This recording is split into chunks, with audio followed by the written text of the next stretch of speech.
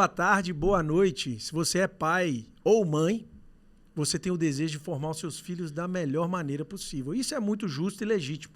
Nós queremos que eles sejam formados da melhor forma possível, que eles tenham os melhores resultados possíveis, que eles acessem as melhores universidades depois de formado e que eles tenham os melhores empregos. Até aí tudo bem. Mas será que isso é suficiente? Será que a formação humana atende simplesmente o objetivo do resultado? Para alguns, inclusive, essa abordagem seria o resultadismo. Hoje nós vamos conversar sobre a formação integral, que é muito mais do que informação e conteúdo na cabeça dos nossos filhos. E para essa conversa instigante, eu trago aqui um especialista em educação, Igor Miguel, autor do livro A Escola do Messias, ele que também é graduado ele que também é mestre em letras pela USP, diretor do Emissão, autor do livro A Escola do Messias e pastor na Igreja Esperança em Belo Horizonte. E não se esqueça, não parou por aí. Ele é estudante do doutorado em educação pela PUC. Então, pegou mais esse desafio. Muito bem-vindo. Muito bem-vindo à nossa Escola de Paz. É uma honra receber você. Estar aqui compartilhando um pouco, refletindo com vocês aí sobre esse tema caro, né? Porque formação e educação de filhos é um grande desafio, a gente sabe disso. Mas é um campo muito excitante. Eu acho que a gente tem desafios, mas também tem muitos méritos, muitos prazeres nessa jornada. Muito prazer bom. Estar aqui. Para a gente é uma honra, e inclusive você, pela sua linha de pesquisa, pelo que já tem produzido, pela sua vivência como alguém que ensina também não só valores dentro de casa com os filhos, mas também uma comunidade de fé. Exatamente. Então essa parte da formação da humanidade plena está no seu DNA, correto? É a nossa seara, como diz o outro, né? Muito bom. E explorar essa dimensão comunitária, integrar isso com família, esse ambiente de valores, né? Isso é muito, muito caro para a gente, muito importante. O início da nossa conversa aqui, eu gostaria de trazer à tona um pouco essa expectativa dos pais que eu falei na introdução. Como pai, você também é pai, é inegável que a gente queira que os nossos filhos atinjam o melhor resultado possível. Claro, sem dúvida, sem dúvida. E é inegável que nós queiramos também dar a eles oportunidade para ter acesso à informação, boas aulas. Perfeito, perfeito. Mas qual que é o equilíbrio? Muito bom, André. Olha, André, então, eu costumo dizer o seguinte, a gente precisa, em primeiro lugar, ter uma visão um pouco mais enriquecida do que a gente entende por ser humano, sabe? Eu sempre costumo dizer isso assim, que por trás de todo projeto de educação, de formação humana, isso para os nossos filhos e além, a gente precisa considerar que, dependendo do tipo de visão de ser humano que você tem, isso vai afetar a maneira como você educa. Não existe projeto educacional que não esteja a serviço de uma visão de ser humano. Então, se uma pessoa tem uma visão de ser humano, que ele concebe o filho dele, ou imagina o filho dele como alguém que é meramente, por exemplo, meu filho é um sujeito racional, ou meu filho é um sujeito do sucesso, o meu filho é um sujeito que vai dar grana, né? Vamos imaginar assim. Ou é um sujeito que tem que ser reconhecido. Eu costumo dizer que é muito curioso, né? Porque a nossa sociedade valoriza muito, evidentemente, os sujeitos de sucesso evidente. Tipo assim, a gente sempre categoriza o sucesso pelo reconhecimento público, né? Mas vamos ser sinceros, a gente tem pouca vaga para os sujeitos de sucesso público, entendeu? Então, peraí, se meu filho for um sujeito, vou usar esse termo, vocês vão entender, assim, um sujeito ordinário. O que é um sujeito ordinário? Um sujeito comum, que ele acorda de manhã. Eu gosto muito de um livro, só para ilustrar isso. Carl Trueman tem um livro chamado, em português, chama A Ascensão do Self Moderno. Sim, é um livro muito bom. Ele conta uma história no livro que, se você perguntasse para o avô dele, assim, vô, você é feliz com o seu trabalho? O avô dele responderia, sim. Mas se você continuasse perguntando, mas feliz em quais termos? Assim, tipo, o que significa isso para você? Não, como assim você é feliz? Me fala mais. O avô dele responderia assim, olha, eu acordo de manhã, corto a lenha, né, vendo essa lenha no mercado para o pessoal que esquenta a sua casa no inverno. As pessoas ficam felizes porque eu consigo prover isso para eles, eles me pagam um bom preço por isso, consigo levar comida para casa, consigo alimentar minhas crias, meus animais, pagar as contas, alimentar minha família, e é isso. E aí, mas é curioso, né? Porque a categoria de felicidade para esse homem era sustentar a família, viver uma vida comum, não faltava nada, tranquila, né? Então e tá tudo certo. Aí ele fala assim, mas se você perguntasse a mesma coisa para um jovem contemporâneo que trabalha numa empresa de uma Big Tech, por exemplo, talvez você não obteria a mesma resposta. Ou talvez ele diria assim, não, eu sou feliz. Mas o que significa feliz? Não, eu acho que o meu emprego dá significado, acho que tem sentido, tem propósito, eu sou reconhecido pelo meu trabalho, eu sou elogiado, as pessoas me dão liberdade criativa. As categorias seriam totalmente diferentes e os critérios de felicidade seriam diferentes. Então, a gente precisa primeiro recuperar o fato de que que tipo de sujeito é esse que a gente está educando? Né? É um sujeito do aplauso, é sujeito do reconhecimento alheio, você quer dar um orgulho para sua família, que sua família fala, tá vendo, meu filho é bem sucedido, nas conversas da família final de ano, né? Fulano de tal formou, fulano de tal tá bem sucedido, passou num concurso público, né? Ou a gente quer um outro tipo de sujeito.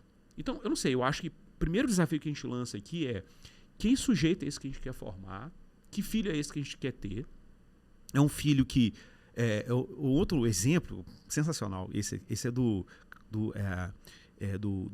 David Brooks. David Brooks, colunista do New York Times, ele tem vários livros, tem até alguns em português.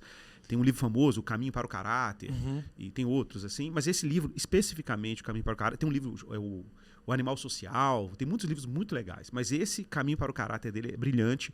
Ele conta a história de um padre que era amigo dele, que ele regularmente ele saía para jantar com esse padre, para ter conversa sobre a vida, filosofia e tal. E ele gostava muito de conversar com o padre, porque o padre, na percepção dele, era um anônimo confidente, que ele confiava. E o David Brooks, mesmo sendo um judeu, não muito religioso, gostava de conversar com esse padre, que era cristão, evidentemente, e tinham conversas assim sobre coisas da vida e tal. Um dia, esse padre já era idoso, e o padre faleceu. Ele ficou muito triste, falou assim, nossa, eu vou lá no enterro dele e tal. E lá em Manhattan, então ele pegou o carro dele de manhã e foi. Chegou lá, ele teve uma dificuldade muito grande de chegar no cemitério, porque estava assim aquele trânsito de Manhattan, ele achando que era o trânsito de Manhattan, né? Eu falei, meu Deus, que dificuldade, vou chegar atrasado. Mas o trânsito não era o trânsito de Manhattan, era o trânsito das pessoas que iam para o enterro do padre. Ele fica muito chocado com isso, porque ele achava que o padre era um anônimo, né? Assim, claro que ele era um anônimo no universo dele, porque no universo dele, do status intelectual, de produção de livros, de escrever livro, de ser reconhecido, de em grandes eventos ali culturais de Nova York, o padre era um desconhecido, só que o padre não era um desconhecido de uma comunidade local. Por que não? Porque ele era o padre que estava presente nos enterros, estava presente nos batismos, estava presente nos aconselhamentos, nos casamentos, então ele era um homem da comunidade. Então a comunidade em peso foi no enterro. E tinha lastro, né? E tinha lastro.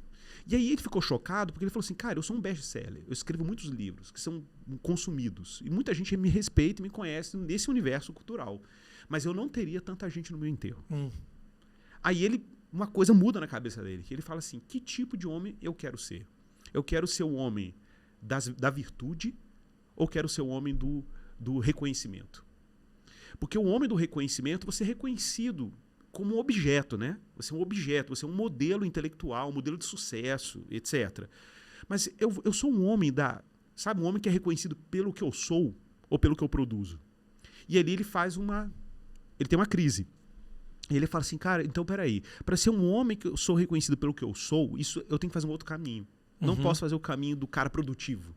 Eu tenho que fazer o caminho do cara virtuoso.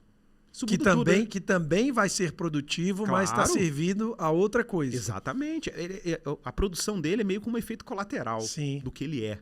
Mas não porque ele tem isso como meta prioritária da vida dele. É porque ele está muito preocupado em construir uma personalidade, construir um caráter, construir um ser, né? E não necessariamente um cara que vai ser... Porque olha que coisa louca. A nossa cultura, assim, a gente tem sujeitos que são geniais em algoritmos, em técnica, né? E a gente tem homens sensacionais nesse campo, né? Produção de tecnologia.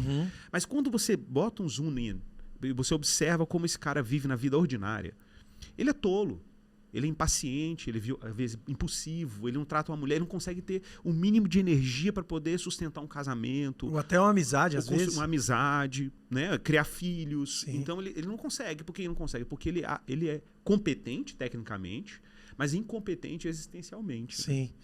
Deixa eu fazer, então, um próximo passo aqui, claro, nesse sentido, e brilhante a sua colocação.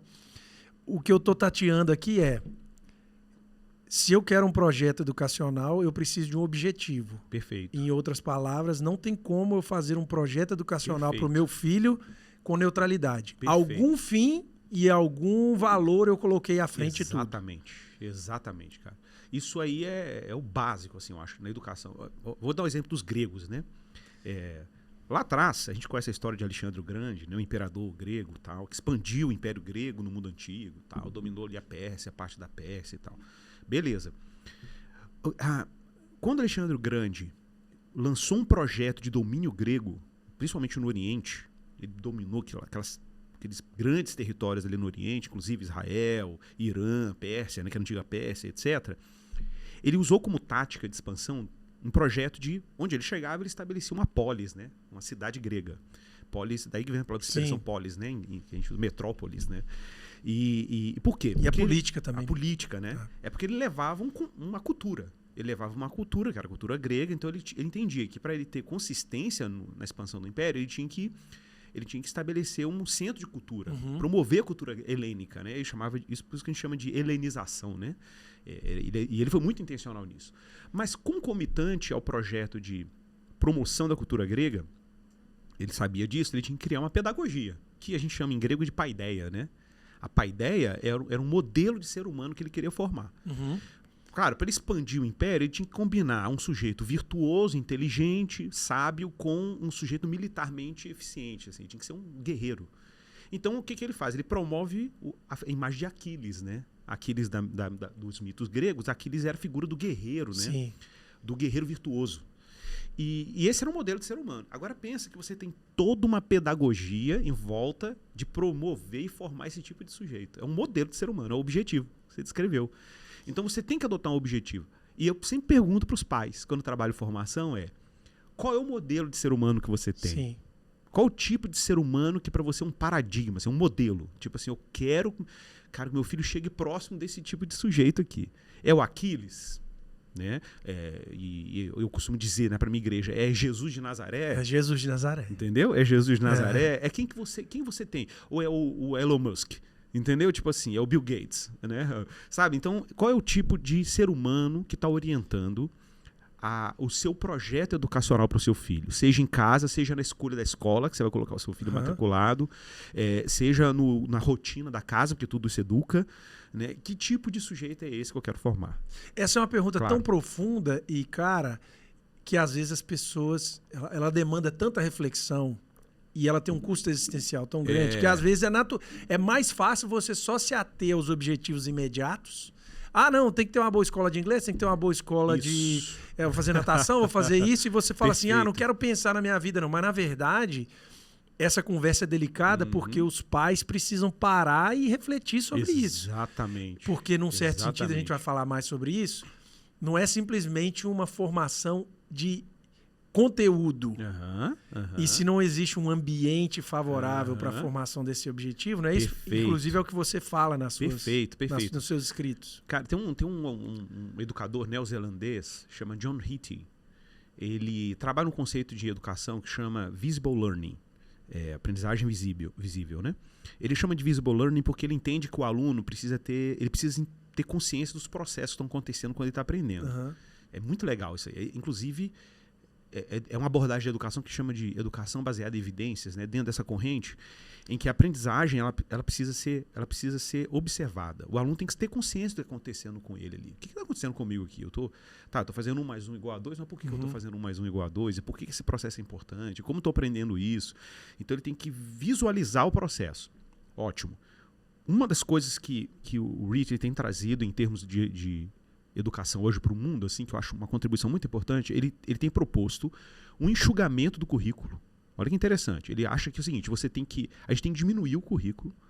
Em que sentido? Diminuir conteúdo e aumentar a profundidade. Na verdade, a proposta americana é muito voltada para isso, né? E você mergulhar melhor nos temas, entendeu? Então, tipo assim, a gente passa muito correndo num volume enorme. Então, ao invés da gente se concentrar, por exemplo, em competências básicas, que são importantíssimas, aprofundar nessas competências básicas, equipar esse aluno para ele poder navegar de forma até autônoma, digamos assim, para o futuro, autodidata, e ele conseguir ter ferramentas para navegar. Porque, assim, entregar conteúdo, a gente já sabe que com a internet, com uma série de ferramentas, o acesso ao conteúdo, isso está aí, né? O conteúdo está aí. Sim, com certeza. Mas e as competências para navegar nesse oceano? É, né? Como ele sai as competências que ele vai levar para a vida. Aí eu faço a minha colocação aqui também em relação à nossa tradição como educação brasileira. que é muito francesa, é muito perfeito. enciclopedista, aquela coisa assim, ó, Isso. tá todo o conhecimento aqui, agora você sabe Exato. tudo o que precisa. Exatamente, cara. E, na exatamente. verdade, às vezes a família, o pai e a mãe, acabam seguindo essa noção, entendendo assim, se eu falar, tá falado. Exatamente. Se eu passar informação, tá educado. Exatamente, cara. Eu uso uma metáfora, foi até um curso que eu montei aí pro Invisible College, né? Chama Vida Além do... como é que é? Vida em Alto Mar. Esse curso é um curso legal porque é um curso que eu falo sobre educação por virtudes, né? Uhum. Então, para quem está ouvindo a gente, às vezes não conhece o conceito, eu vou explicar bem facilmente assim. Pensa o seguinte, virtude, o que são virtudes? Virtudes são, eu vou usar o termo competências, mas são competências de outra natureza, uma competência moral, tá? Uma competência moral. Pensa assim, eu não preciso dizer para uma pessoa que tem a virtude da lealdade, dizer para ela assim, olha, não me traia. Eu não preciso dizer isso para ela. Porque a virtude é como se fosse uma habilidade, uma competência. Igual você andar de bicicleta, dirigir um carro. Uma pessoa que está dirigindo um carro, ela não fica racionalizando. Deixa eu botar a primeira, a não ser quando estiver na autoescola, né? Mas quando ela aprendeu a dirigir, aquilo vira uma espécie de segunda natureza, né? É uma competência. Inclusive, para virar virtude, tem que ser um hábito antes, né? Perfeito. E eu vou chegar aí. Mas veja, a virtude é como se fosse um traje.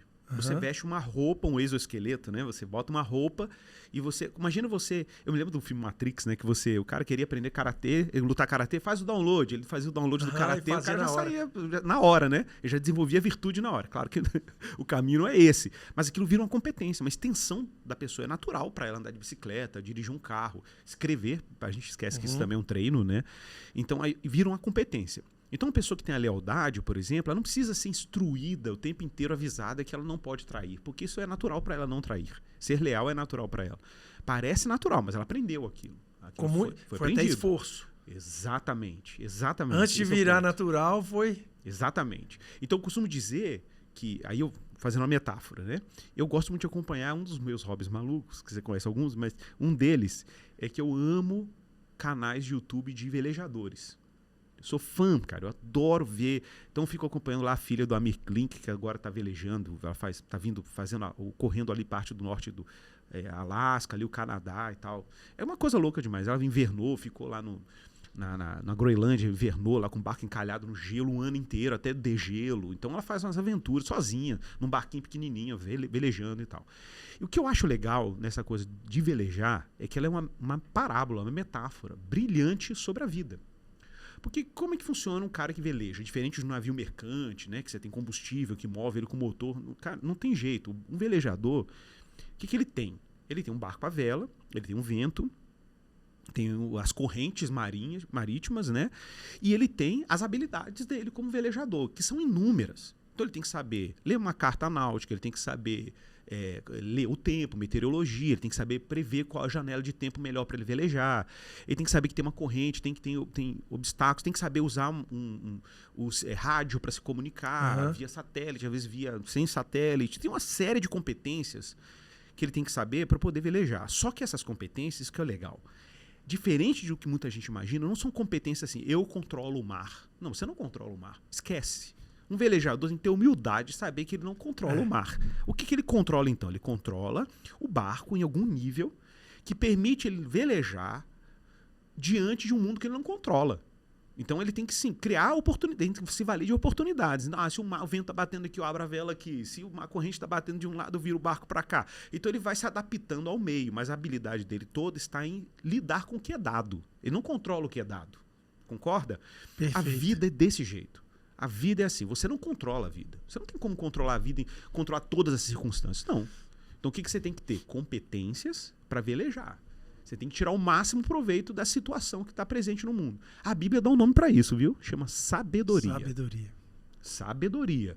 Então o que eu quero fazer com meu filho? Eu não quero que meu filho seja simplesmente, apesar de que habilidades técnicas são importantes para velejar. Claro. Veja bem, são importantes, mas eu quero que meu filho, mais do que habilidades técnicas, ele tenha competências para a vida, que ele consiga olhar para um monte de imprevisibilidade do mundo e não entrar em crise diante da imprevisibilidade, não entrar em desespero e não ter a pretensão de querer controlar tudo, porque ele não vai ter esse controle. O que ele tem que ter? Habilidades para poder lidar. Por exemplo, o terror de um velejador não é a tempestade, é a calmaria.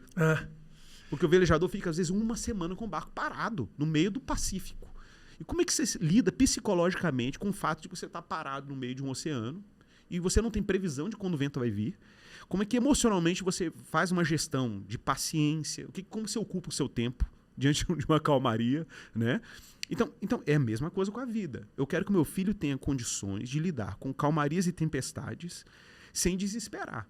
E saber que ele, cara, eu vou chegar no meu destino, eu só ter paciência, eu já tenho as competências, tenho as habilidades, né? Sei para onde eu tô indo, tem uma carta náutica aqui que me diz para onde eu tô indo, eu sei onde eu estou no mundo, latitude, longitude, né? Me localizo e vou. Agora, o que é triste? É você vender pro seu filho. Isso para mim que eu acho o mais terrível, que a cultura faz isso. A nossa cultura faz isso. Vender pro seu filho que ele é onipotente. Vender pro seu filho que ele vai... Tá tudo na sua mão. Tudo depende de você.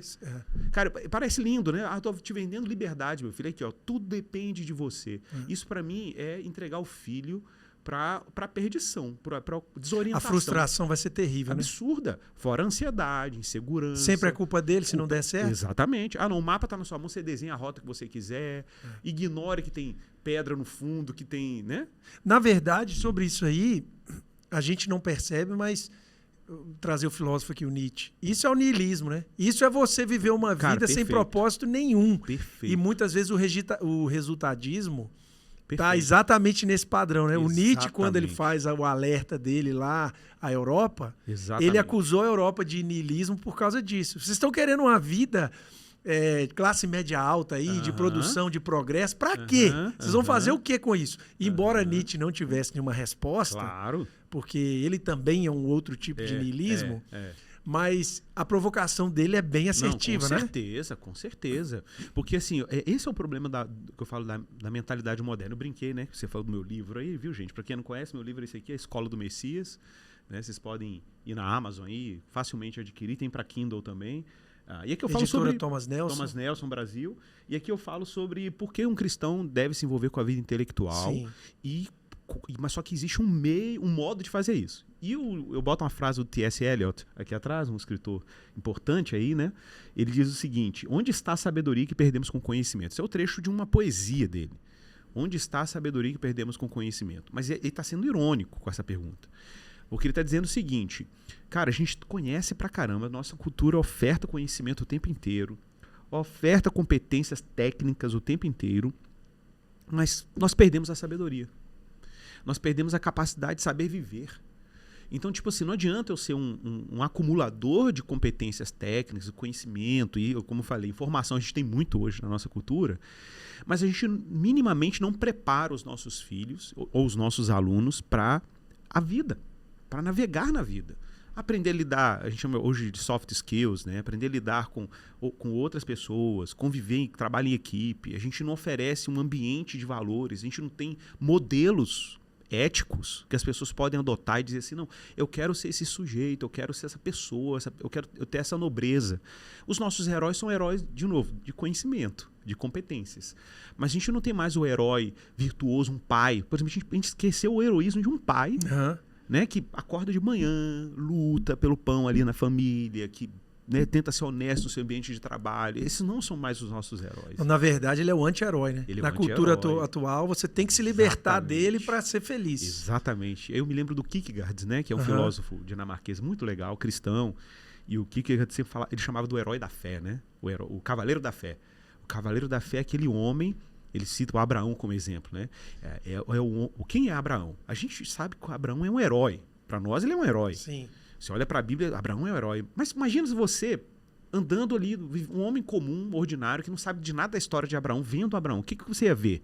Um homem comum, com um monte de ovelha, não é? Com a família dele, os filhos. Garrado ali, perdendo tempo, não sai do lugar. Um homem comum, como nômade do deserto, com tantos outros nômades do deserto. Mas só sabe que ele é herói quem está dentro da história de Abraão.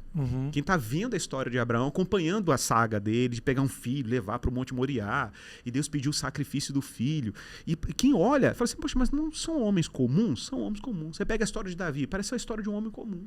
Né? Se você olhar na perspectiva de fora, né? Um homem tá lá como pastor, né? Junto com o pai, uma vida comum. Mas esse é o ponto. O ponto é que a maneira como a gente encara o heroísmo no cristianismo e numa tradição como a tradição cristã é que existe uma coisa extraordinária no ordinário mesmo. Existe uma coisa elevada no comum. Então não há nenhum problema. Por isso que Deus se encarnou, né? Por isso que ele se encarnou. Se encarnou em carne. Perfeito. Então não tem nada mais heróico para nós cristãos do que um homem de família comum. Chesterton falava isso, né? Um homem comum, com filhos comuns, que tem uma vida comum. A frase é atribuída a ele, mas na verdade nem se sabe nem se ele sei. escreveu. É atribuída a ele. Atribuída a tem ele, gente aí falando que não é dele, né? Na verdade não encontraram a citação, mas é atribuída. Na verdade ele desenvolve essa ideia. Ele desenvolve a ideia com em clareza. várias obras dele, né? Ele fala, inclusive, assim, se você quer conhecer o mundo de verdade, ao invés de você viajar, volta para a família. Olha aí. Porque lá você tem...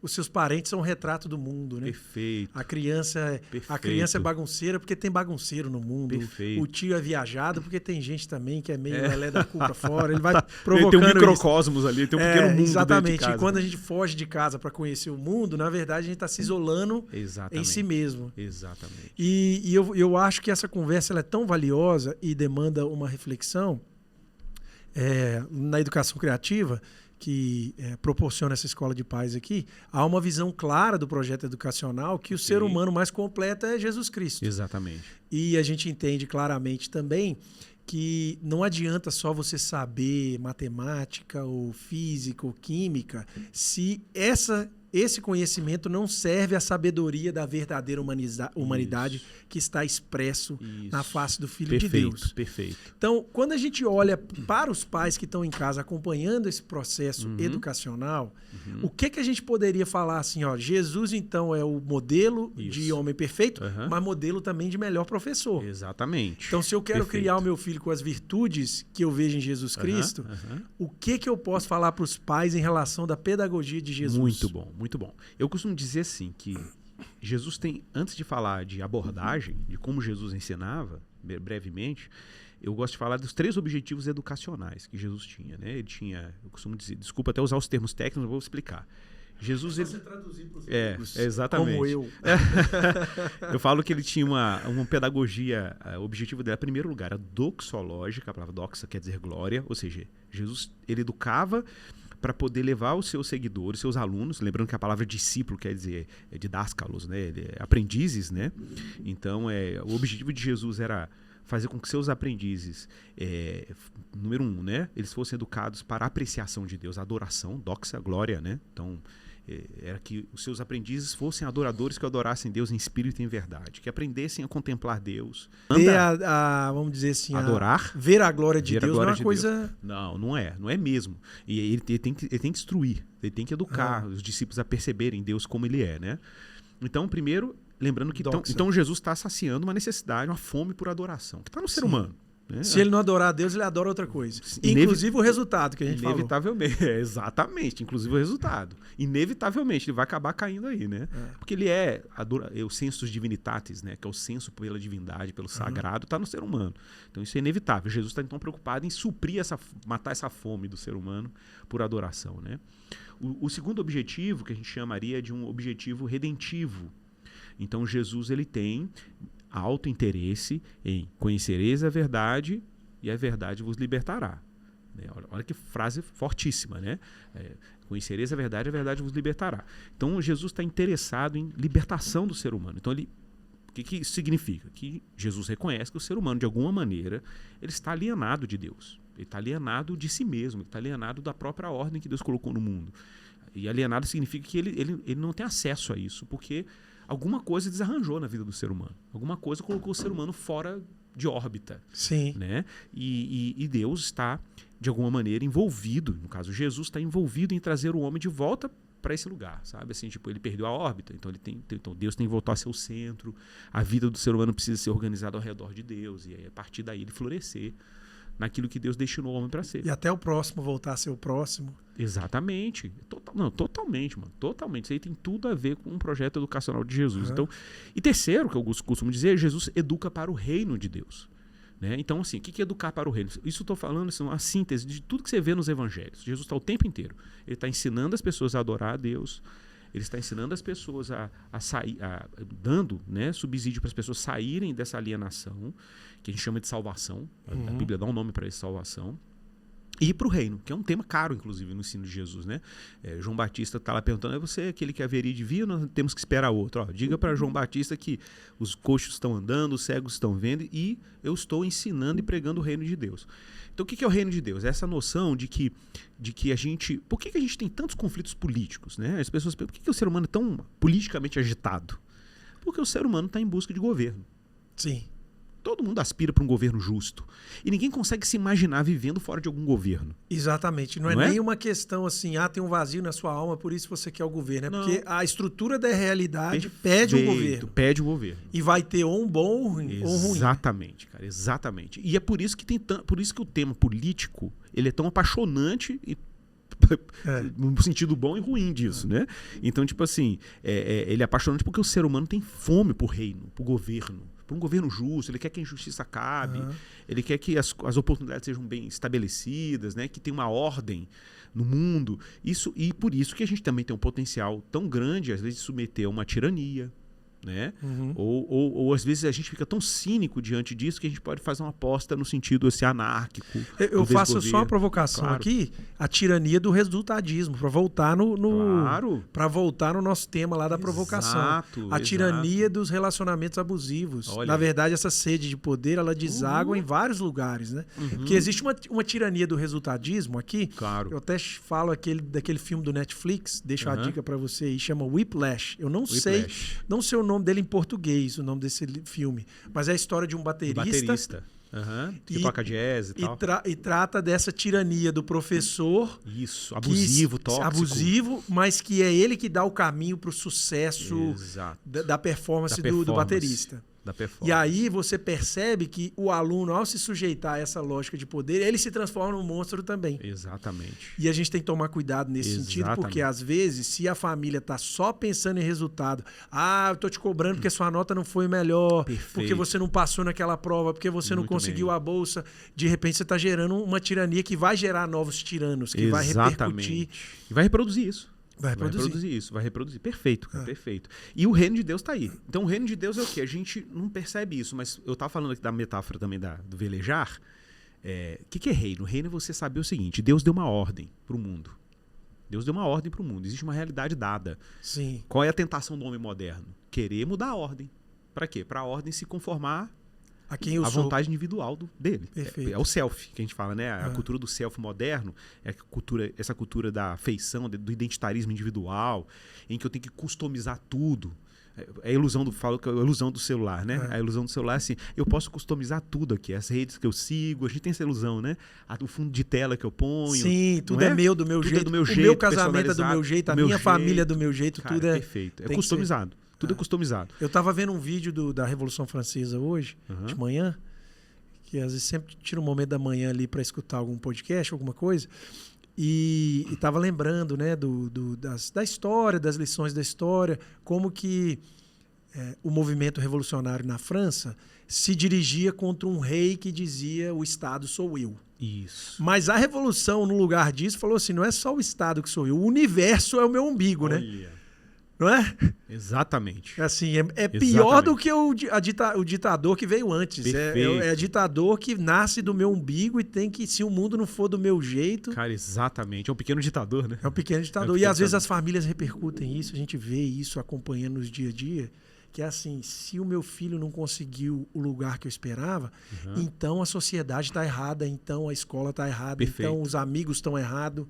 Tudo tem que mudar e adequar. Exatamente. Minha mãe, que é pedagoga há 40 anos, fala muito essa frase nas palestras dela, que você tem que aprender a parar de querer ajustar a estrada para o seu filho. Cara, você tem que preparar o seu filho para a estrada. É o que você velejar. falou do velejar. Velejar. Que é excelente. É velejar. É parar de querer customizar o mundo, entendeu? É exatamente isso.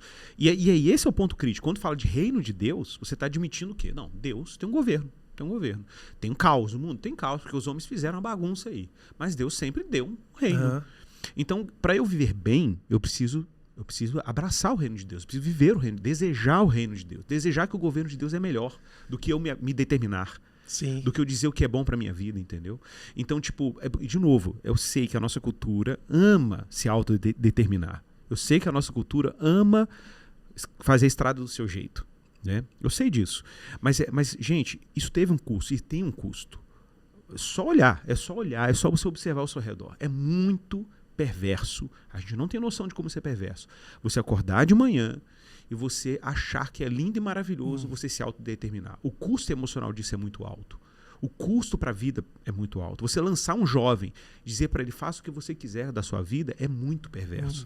A gente precisa criar um ambiente de sabedoria, de orientação, uma rede de apoio, uma comunidade que você se encontra seguro. Nós poderíamos citar um monte de fonte aqui. Tem um nome, um autor, um sociólogo, ele é até cristão, mas ele escreve para Oxford Press e tal. É o James Davison Hunter, né? E ele tem um livro que chama, se eu não me engano, é A Morte do Caráter, The Death of Character. É um livro muito bom, mas não tem em português, infelizmente. Mas nesse livro, o Davison Hunter, ele levanta ele levanta dados, ele falando sobre isso, que existe um movimento, aí a gente tem alguns psicólogos que estão associados, né? Você tem o John Dewey, você tem o próprio Jean Piaget, você tem o Kohlberg, que era da tradição do Piaget e tal. Todos são teóricos da educação no contexto americano, que eles ensinavam o seguinte, olha, formação moral, ou seja, formação para a vida, eles chamavam isso de construcionismo moral. O que é construcionismo moral? O sujeito constrói a moral dele. O sujeito tem autonomia dele medir o que é certo e o que é errado, e a partir da sua própria compreensão do que é certo e o que é errado, e construir a sua própria moral, sua própria ética, o seu próprio sistema de valores. Tá? Então esse era um modelo. Aí ele dizendo que quando ele compara sujeitos formados nessa cultura com sujeitos formados, por exemplo, por uma tradição, sim, tá entendendo? Tem uma comunidade, tem supervisão de pares. Então, tipo, o pai está ali ligado a uma rede, uma comunidade de valores. E ele foi percebendo que os sujeitos formados nesse ambiente, que seria chamado de mais tradicional, com sujeitos formados em ambientes mais progressistas, moralmente falando, sim, esses sujeitos eram menos propícios a doenças mentais. Olha que fantástico. Eram menos propícios a tentativa de autoextermínio, alcoolismo, a risco sexual, né, de DSTs. Sim. Então eram sujeitos que, com toda a crítica que a modernidade coloca, esses sujeitos sabiam navegar melhor na vida do que o outro, que está sempre sendo lançado a seu bel prazer. Tipo assim, não, eu me determino, eu escolho o que é melhor. Ou seja, ele tem mais potencial para tolice, que seria o contrário da sabedoria, do que o do lado de cá. Perfeito. Né? E aí, no fundo, a gente vai colher uma sociedade em que você tem pessoas com competências técnicas, mas que vão fazer o que com isso? Exatamente. O que eles vão fazer com isso? Perfeito. Eu vi outro dia não sei se foi a Nancy Pelosi, eu não sei se eu falei o nome dela certo, ela que escreve aquele livro sobre a verdade, escreveu um agora sobre masculinidade tóxica. Nancy Pearson. Nancy Pearson, é isso mesmo. A Pelosi, eu acho que ela é política americana. Eu tô falando de outra pessoa. Fez verdade absoluta. É isso, né? É isso aí. E ela estava falando sobre a crise moderna com os jovens que cresceram escutando essa visão nihilista da vida. Ou seja, você veio de uma explosão casuística do universo e a sua constituição é simplesmente o resultado de um evolucionismo. De processos. E no final das contas você constrói a sua própria história. E ela mostrando assim a crise de identidade dos jovens no mundo ocidental, que é provocada exatamente isso. Às vezes eu falo isso interagindo com os meus alunos, porque eu dou aula de projeto de vida e de filosofia. Estou contando para você, quem acompanha aí já até sabe que eu falei outras vezes sobre essa minha atuação também. Mas, assim, a pergunta que eu faço para eles é assim, muitas vezes. Você acha que as grandes ações humanitárias, as missões que foram construídas na história da humanidade para construir hospitais, para acolher órfãos, você acha que elas surgiram da constatação darwiniana de que você veio de uma ameba? Ou elas vieram da constatação de que o ser humano foi feito à imagem de Deus e, portanto, ele tem uma dignidade... Exatamente. E você tocou num ponto muito crítico, assim, porque, tipo, se você pensa nas instituições que são duráveis, tá? Assim, no contexto ocidental, tá? Sei lá, pega aí as grandes universidades, grandes instituições de ensino, grandes projetos civilizacionais que a gente tem no Ocidente, todos eles nasceram de uma visão muito elevada da dignidade do ser humano. Sim. Muito elevada. E detalhe, não apenas elevada, mas ela tem um elemento de virtude aqui. Por quê? Porque a ideia era, por que fazer instituições duráveis? Essas instituições vinham de uma visão de que, cara, a gente tem uma comunidade, a gente acumulou valores, experiências históricas que precisam ser preservadas para o bem de uma geração que vem. Vier depois, né? Que vem depois. Não é uma ideia de legado, essa ideia de tradição. É o intangível, né? Você não recebe nada disso. Perfeito. De uma sabedoria acumulada historicamente, Sim. que tem que ser transmitida. Tá entendendo? Tipo assim, poxa, eu cometi tantas tolices e aprendi que não podia fazer assim, então eu vou transmitir isso para minha geração seguinte, porque para eles cometerem menos tolice ainda. Uhum. E aí o que a gente cria paralelo a isso? Uma cultura da descartabilidade. O C.S. Lewis chamava de snobismo cronológico, Sim, de um desdém. Fala, você tem que ler livros de gente que clássico, morreu, né? Ele fala muito isso, né? Exatamente. Você despreza. Aí você olha para o futuro só depende de você. E claro que isso gera uma angústia. É a mesma coisa que você lançar um cara no alto mar e falar assim para ele com a canoa e se vira. Constrói uma civilização a partir de você mesmo. Toda hora o cara tem que ficar construindo um projeto de poder, de autoafirmação, de sustentar. Tolice, isso chama tolice. E até a visão da criatividade cai nisso, porque é uma visão deturpada de criatividade. Com certeza. Na criação, na visão de Gênesis, a criatividade tem os limites da criação e do propósito de refletir. Perfeito, refletir a Deus, o bem comum. O bem comum. A pessoa pensa em bem comum. Por exemplo, tem uma discussão no Brasil hoje, cara, isso é sensacional. Assim, tem uma discussão no Brasil. Eu fiz uma disciplina no mestrado, na Letras, que chamava Educação, Cognição e Afetividade. E a discussão na época era uma discussão política e de políticas educacionais. E aí? Beleza, fizemos as reformas educacionais com a LDB 96 e tal. E agora? Né, a pergunta era, e agora? A gente vai ensinar ética? Porque não tem mais a disciplina de educação moral e cívica, que era uma coisa do regime militar, que o Brasil teve e tal. E aí a gente não tem mais educação moral e cívica. E agora? Até que ponto a escola tem que se envolver com a educação ética e tal? Era uma discussão homérica, porque ninguém sabia. Como que a gente vai ensinar isso? A partir de quais valores? Quais absolutos morais? Exato. Não tinha absolutos morais, né? Se o pessoal fosse coerente com o que acreditava dentro da academia secular, então não tinha o que oferecer de absolutos, então a partir de que ética? Aí tinha várias discussões, aí a proposta na época, vamos ter uma disciplina, vai começar no ensino médio, vem descendo para o ensino fundamental. Isso nunca aconteceu, porque não tinha como acontecer, se tornou insustentável. Pode ser até que volte esse debate, mas não vingou. E por que isso era crítico, né? Porque você não tinha como construir absolutos. Mas o problema é mais radical, assim, no meu ponto de vista. Qual é a questão? A questão é, por exemplo, Kant, quando escreveu lá, para quem não conhece o filósofo, né, Immanuel Kant, famoso filósofo alemão, ele criava um conceito que eu vou explicar, que ele chamava assim, existem dois tipos, ele chamava de estado moral e estado jurídico. Sim. Né?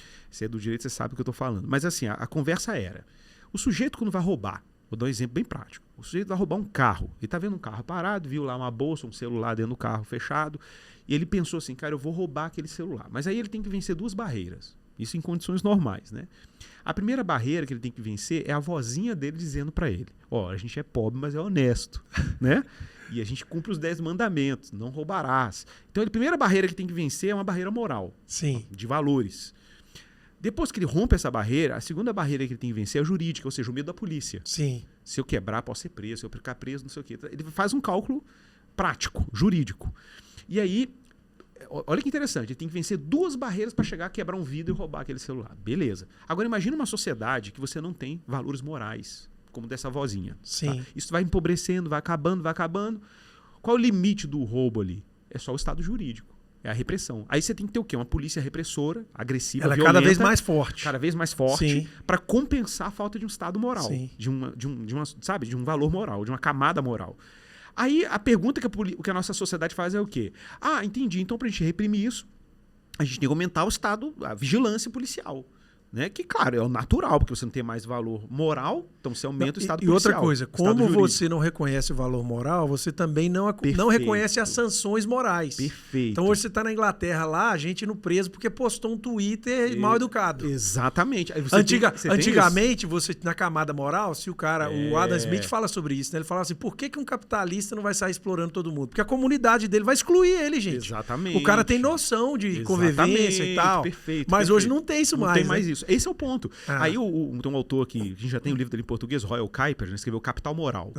Que é um capital mesmo, é um capital. Aí ele fala, capital moral, a gente precisa de quê? Capital moral. Por que você vai lá, o pessoal fica elogiando que vai na Holanda, vai na Suíça, no interior, o cara bota uma banquinha de jornal, não tem ninguém vendendo jornal, porque você chega lá, você põe a moedinha, pega o jornal e vai embora, ninguém rouba nem da aquele maquininha. Dinheiro. Nem é da só maquininha. Um cesto. É um cestinho, você põe ali, né?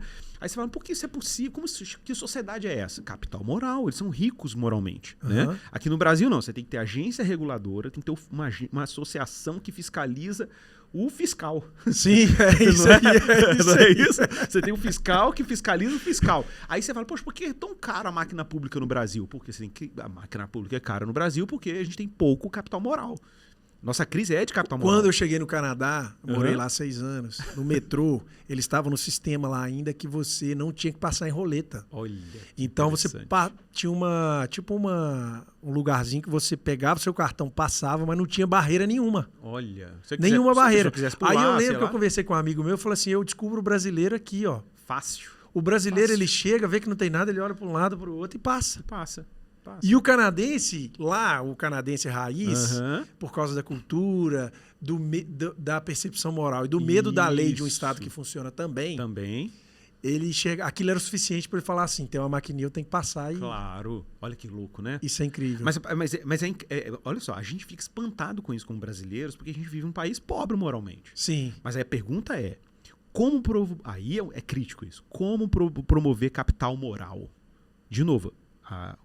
Você falou de uma cultura do resultadismo. Resultadismo. Olha que interessante. Uma cultura do resultadismo nem toca nisso aqui que eu estou falando. Por que não toca? Porque produzir capital moral não é simplesmente você expor a criança a um currículo formal, de educação formal. Sim. Não é suficiente. Segundo, não se produz capital moral por políticas públicas. Não tem jeito. O governo não consegue fazer isso de cima para baixo. Não tem jeito. Não tem como fazer isso. A partir de hoje vai ser todo mundo ético, vou botar uma matéria na escola. Não tem jeito. Aí você fala, então quem que produz capital moral? Aí são as instituições que nós chamamos de... tem um nome técnico, a gente chama isso de incubadoras de virtudes públicas. Sim. Quem são as incubadoras?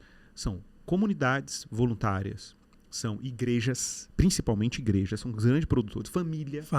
Entendeu? Família. Essas são as incubadoras de virtudes públicas. Então, olha que louco, cara, porque a gente fica assim, qual vai ser o Brasil vai chegar no futuro, vai ser um país maravilhoso quando? A gente pensa sempre em políticas, que são importantes, mas não são suficientes. Sim. Então, o que o governo tem que fazer? Ele tem, no mínimo, se eu falasse assim, o que o governo pode fazer? Ele tem que garantir a existência dessas instituições.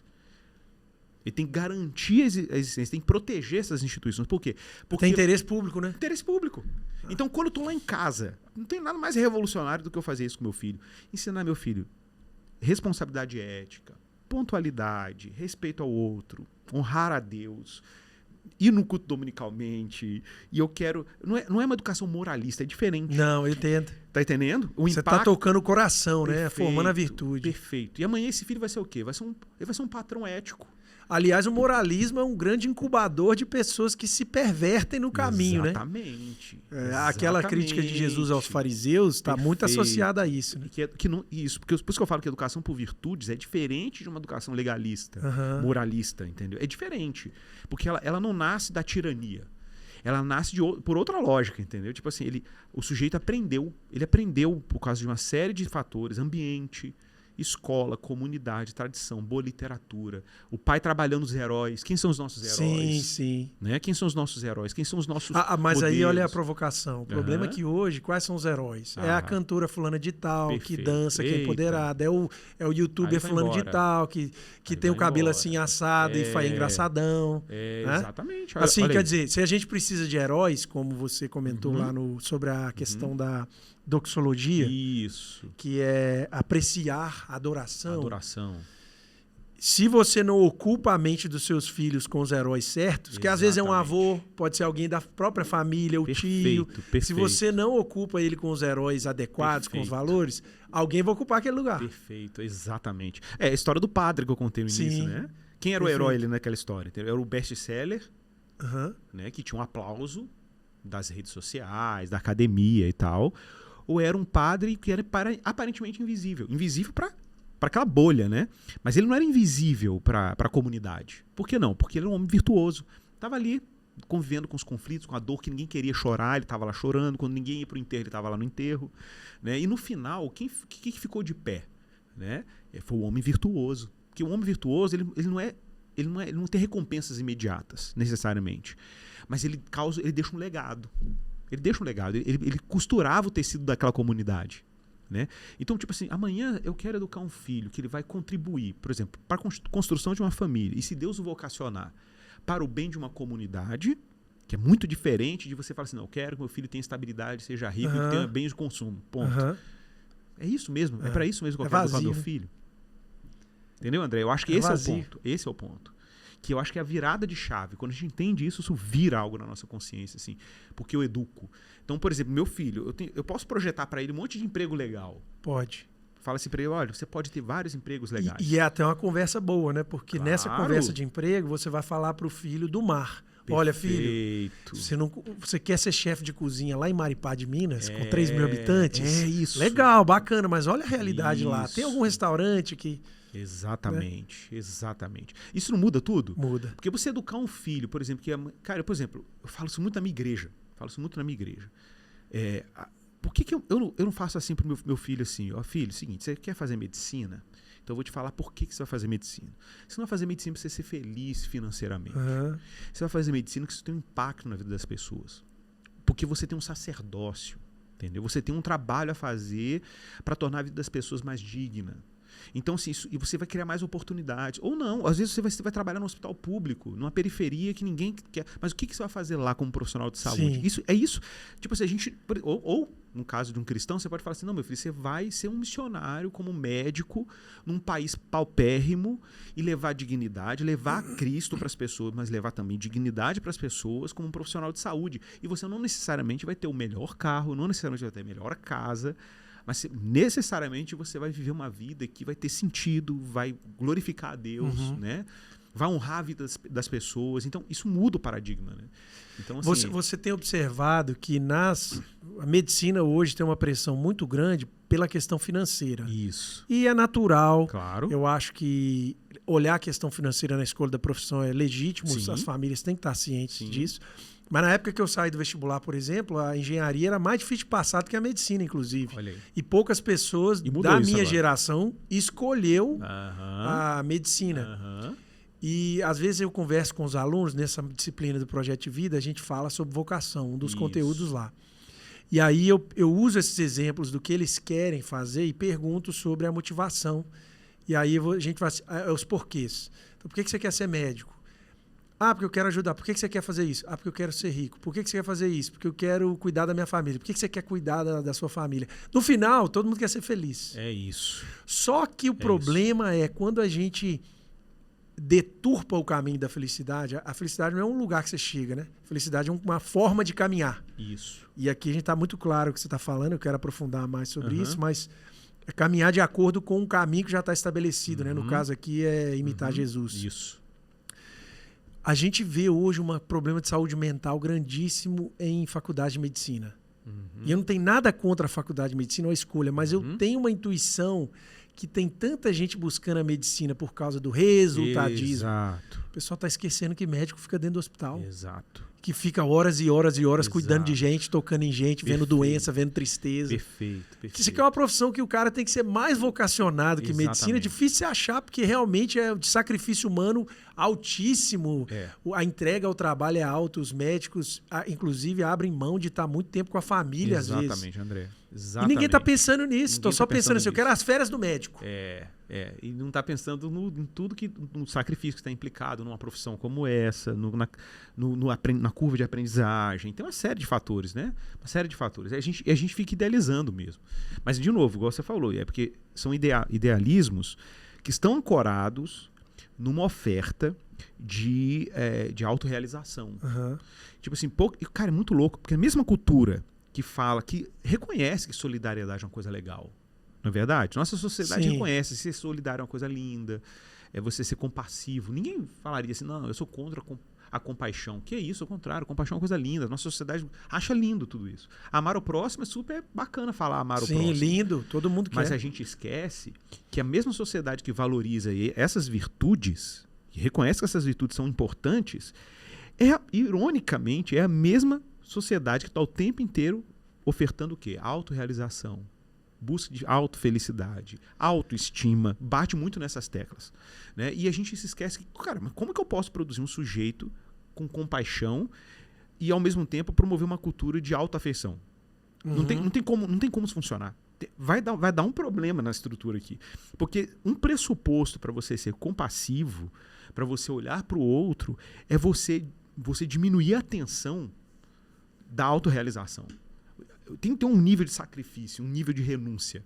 Você tem que abrir mão de uma felicidade próxima para poder servir o outro. Pensa em casamento. Claro. A gente fala muito de casamento. Casamento, cara, o que o casamento é para muita gente hoje? É uma experiência estética, para tirar foto pro Instagram, com vestido de noiva, e você procurar ser feliz, encontrar felicidade no outro, que o outro nem tem condições de te fazer feliz, mas você aposta as fichas de que o outro vai te fazer feliz. Ah, não, o outro vai tampar a minha falta.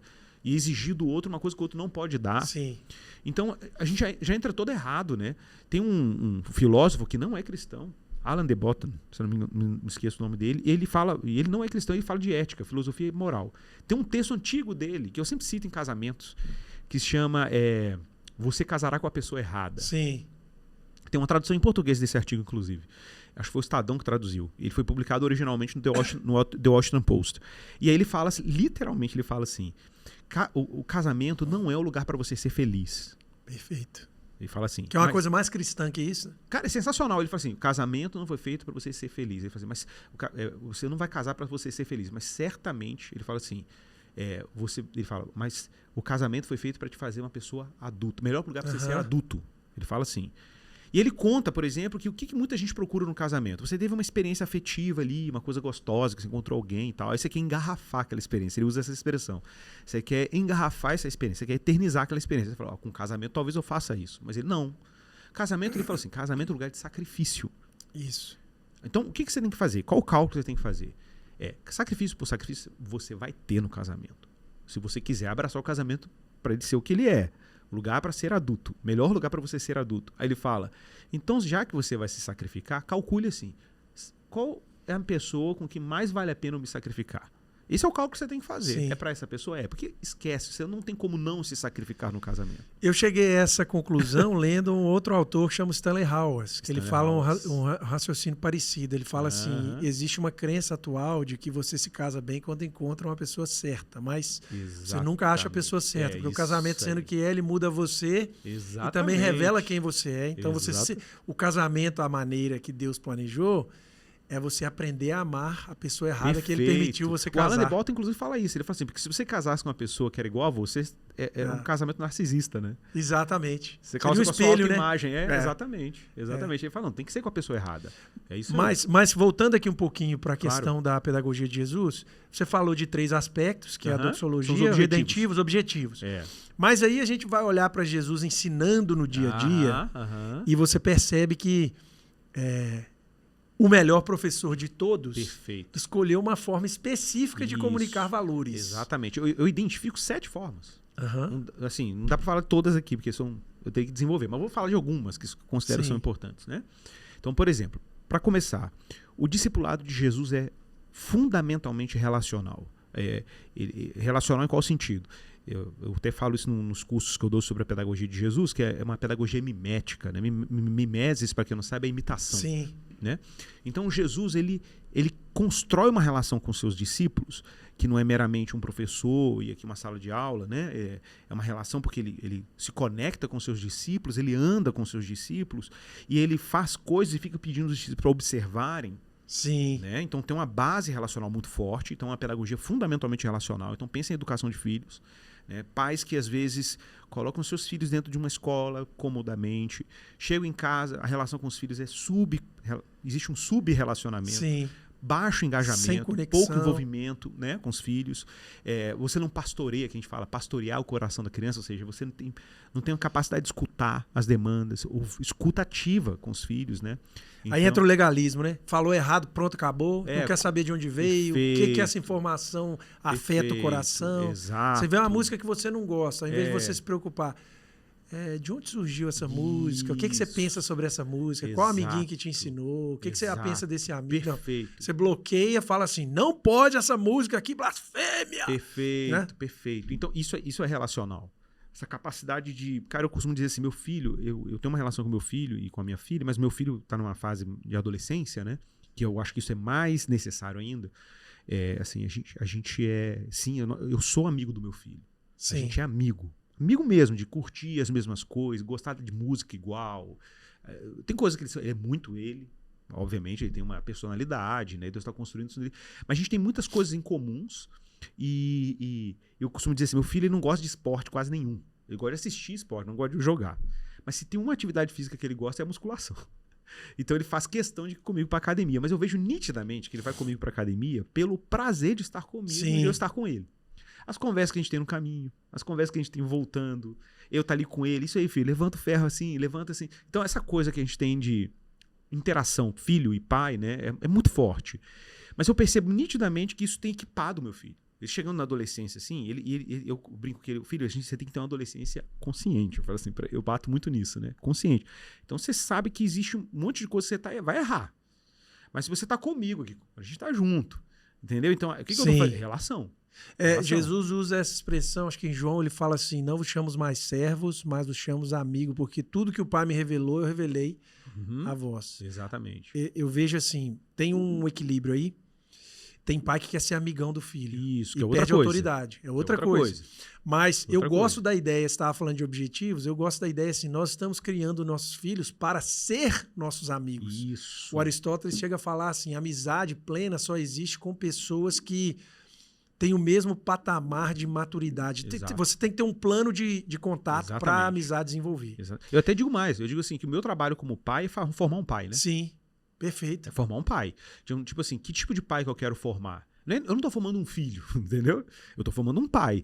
Eu tô formando um homem, né? Então assim, quando ele chega na adolescência, é o lugar adequado para a amizade crescer mais. Porque também a autoridade, assim, você não pode, nem funciona mais, né? Não, nem funciona com adolescente. Mais. Nem funciona mais. Mas com meu filho, por exemplo, João, assim, ele sabe dos limites. Mas é porque é o seguinte, claro, a voz de um pai, ela tem uma credibilidade que ela é construída. Que é diferente do autoritarismo, né? Sim. Que ele é coercitivo, assim, é o sim e não e acabou. Não, é persuasivo também, tem um elemento de persuasão. E Jesus era assim, se você observar. Jesus, ele, claro, tinha um momento que ele dava umas ordens assim, né? Mas portanto, ide, né? Mas tem um portanto antes. Ele dá o ide, mas tem um portanto. Por que tem um portanto? Porque ele deu os pressupostos antes. Todo poder me foi dado no céu e na terra. Portanto, ide. Então, esse portanto, a ordem de Jesus tem um pressuposto, tem um fundamento. Então, eu falo assim que a nossa autoridade como pais, ela tem que ter uma credibilidade, tem que ser pavimentada.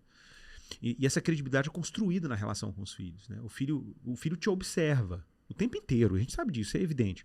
Ele te observa o tempo inteiro, como é que você lida, como é que você pondera a opinião. Se você é um pai iracundo, se é um pai que fica o tempo inteiro se irritando facilmente, e é tudo no grito, tudo é na marra, mas não tem integridade na sua posição, consistência na sua posição. É diferente, sabe? É diferente. Quando a ordem vem. E eu gosto de ser realista nesse sentido, né? Há pouco tempo teve uma palestra lá para os pais, eu estava participando e a palestrante estava falando coisas muito boas e plausíveis sobre o equilíbrio emocional dos pais. Tá.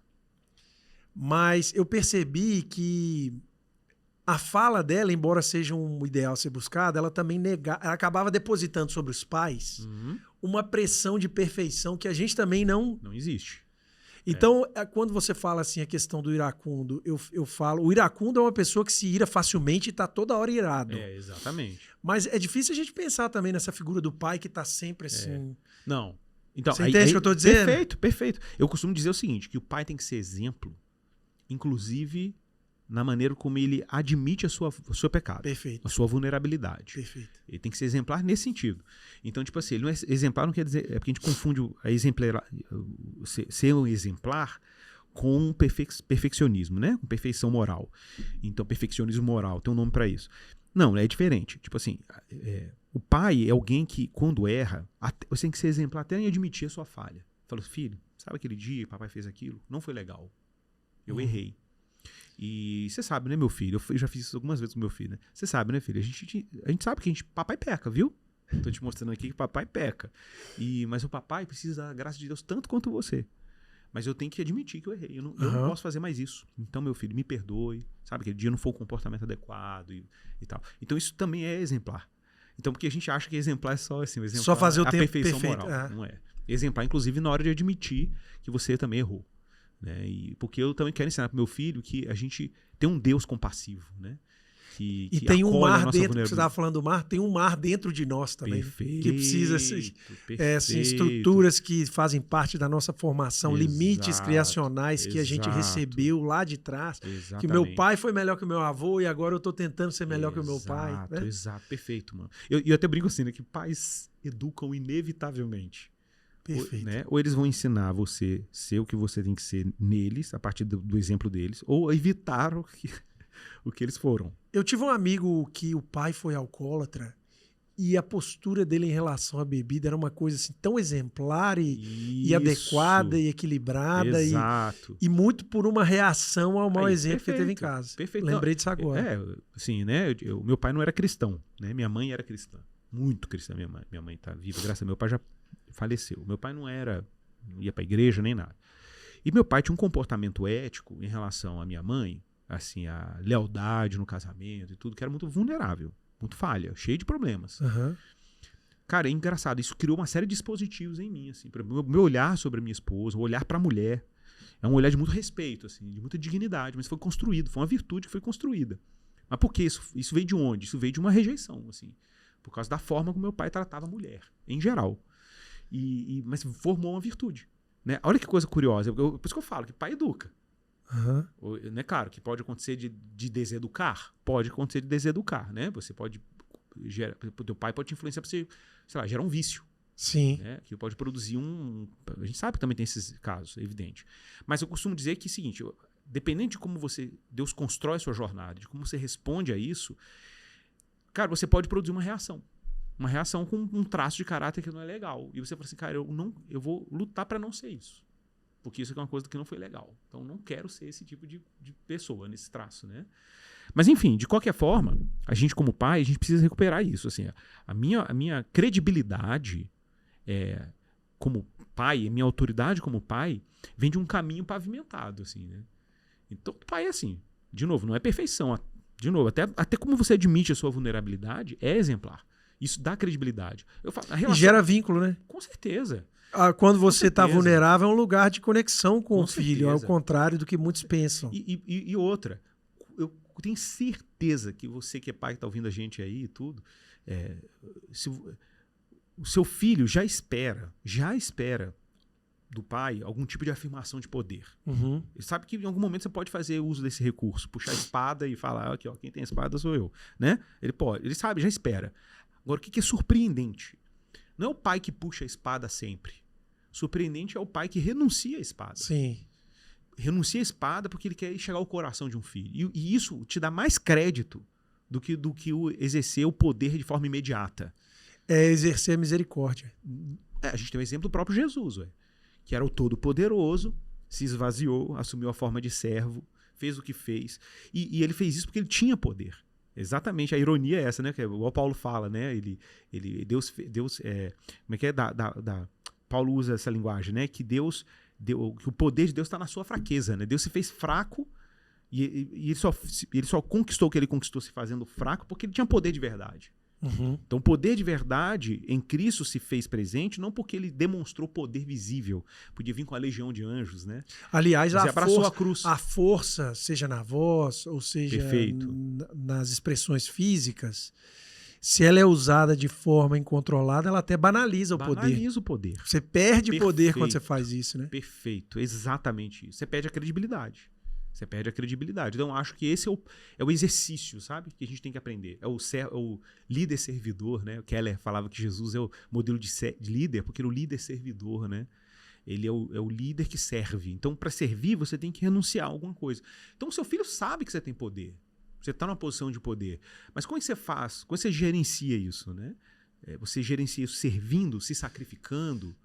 É uma conversa tão rica que nessas poucas coisas que você falou aqui, a gente pega exemplos práticos que estão em volta da nossa vida. Você falou da questão da mímese. Isso, a mímese. É isso. E você para pensar assim, Jesus estava se expondo e dizendo aos discípulos, olha como eu faço e faço igual. Perfeito. Eu vejo isso muito também nas casas. A gente quer instruir o filho questões morais só pela força da palavra. Exato. Eu dei um sermão no meu filho e tal. Muito bem. Não seja preguiçoso, filho. Muito bem. Mas o momento da nossa casa ali, às vezes são 2 pais preguiçosos. Como é que fica essa questão aí? Muito bom, cara. Muito legal você ter falado isso. Então, aí tem um outro componente que eu costumo dizer, que é o seguinte. A nossa casa tem que ser um ambiente de segurança. O que significa isso? É bem prático, tá? Uma casa em que uma rotina é muito imprevisível, todo dia as coisas estão mudando muito, tá entendendo? Os horários são muito caóticos, o ritmo da casa é muito imprevisível, a personalidade do pai e da mãe é imprevisível, a espiritualidade é imprevisível. Um dia tá 1000 amores, outro dia tá brigando demais. Exato, exatamente. Entendeu? É uma casa que existe, eu acho que toda casa você tem que ter um espaço para uma certa bagunça. Sim. Por quê? Porque isso tem a ver com criatividade. Com gente vivendo. Com gente vivendo, comportamento exploratório. Faz parte, é natural que seja. Mas ela não pode ser permanentemente bagunça. Você tem que mesclar esse momento de criatividade, né, e espontaneidade com uma determinada rotina, uma determinada ordem, né? Então tem que ter uma certa previsibilidade de horários, tem que ter certa valores, coisas que... A casa tem que ter umas regras, vamos dizer assim, de convívio social, né? Então, a hora de sentar na mesa tem que ter determinados hábitos, né? A hora de fazer leitura bíblica tem que ter determinadas posturas. Por quê? Porque isso é formativo. Então, assim, de novo, não é simplesmente uma instrução. Tem que ter um ambiente formativo. A gente chama isso de ecologia formativa. Tem um nome para isso. O ambiente tem que ser formativo. Até a disposição estética das coisas. A casa tem que ser uma casa com livros. Perfeito. Livros. Hoje é a televisão na frente. Não. Fala assim, na minha casa a gente não tem religião nenhuma. Tem. Eu provo que é a televisão. Né? Tipo assim, o Netflix. É o Netflix. Fica lá, todo dia você presta o seu culto ao entretenimento. É isso aí. E tem toda uma rotina, uma liturgia. Sim. Não é? Faz a pipoca, vai pra frente. Vai pra frente, tem um horário e tal. Beleza. Mas só que... Eu adorei essa. Mas assim, mas é verdade. E ela tem um lugar de destaque, né? Sim. Tem um altar claro, ali, né? Tem um altar e tal. Você bota até as fotos da família ao redor. Né? É interessante. Muito boa essa metáfora. Então, assim, a gente já tá falando aqui das questões da metodologia de Jesus, como elas ensinam os pais. Isso. A gente falou de conexão, a gente falou da imitação, falamos um pouquinho do ambiente. O que mais, assim, que a metodologia de ensino de Jesus pode inspirar os pais nesse processo de formar integralmente os filhos? Perfeito. Eu gosto muito de frisar, assim, a gente se esquece disso, assim. Jesus, ele pressupunha, ou seja, ele contava com a imaginação dos seus ouvintes. E a gente esquece da imaginação como um recurso educacional, assim. Eu vou ser mais claro. Por exemplo, Jesus ensinou inúmeras vezes usando parábolas. Talvez seja a maneira preferida dele no discurso, na narrativa. Exatamente. Porque o que acontece? O que a parábola é? A parábola, primeiro, era uma metodologia de ensino que já existia na própria cultura dos judeus, né? A cultura judaica fazia uso eles chamam de agadot, que era o nome que se dava. Eram histórias que elas serviam para capturar a atenção do aprendiz, do discípulo, e explorar a imaginação dele para introduzir um tema que era importante. Mas por que se usava esse recurso? Por que não simplesmente faz igual aos gregos? Dar uma instrução, usar um argumento lógico e resolver o problema? Não, porque Jesus não está ensinando cérebros. Jesus está educando corações. Jesus sabe que se você captura o coração, ele já falou isso em inúmeros textos, né? Se o coração ele é raptado por um bem, as suas disposições morais, ou seja, a sua disposição de vontade, ela vai apontar numa certa direção. E se ela vai numa direção, você começa a formar virtude nesse sujeito.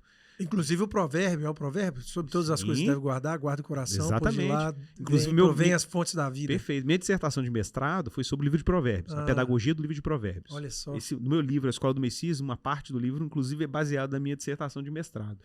E Provérbios é um livro que faz amplo uso de metáforas, exemplos, vai ter com a formiga o preguiçoso, o caminho da serpente sobre a rocha. Essas metáforas que são imagéticas, que Jesus fez muito uso de metáforas imagéticas, né? O camelo no fundo de uma agulha, né? Ele usa lá, eu sou a videira, vós sois os ramos. São metáforas. Jesus está usando essas metáforas, essas figuras de linguagem, porque ele quer explorar a imaginação e usar a imaginação como uma porta para o coração. Perfeito. Tá entendendo? Então, por que isso é importante? Porque a maneira como a gente conta as histórias para os nossos filhos, e aí eu quero repetir, por que histórias são importantes? As histórias bíblicas são importantes, as histórias na literatura são importantes, e, claro, boa literatura, e as histórias que contamos para os nossos filhos, Sim. história que a gente pertence, elas colocam essas crianças, esses alunos ou esses filhos dentro de uma narrativa. A gente pertence a uma história. A gente não é simplesmente alguém que assiste só essas histórias. A gente pertence a uma história.